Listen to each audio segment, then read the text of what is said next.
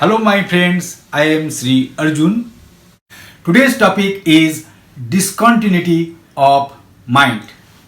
Since the very beginning of your birth, your mind is in continuity. Even in your sleep and dream, your mind is active. But if you learn to discontinue your mind even for 5 minutes every day, then the gap of that discontinuity can connect you to the field of infinite possibilities. Then you can create infinite possibilities in your life. For our forthcoming seminars and workshop, you can text me or call me.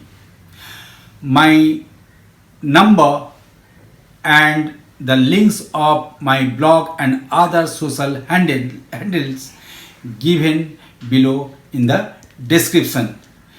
Please stay tuned with us. Namaste.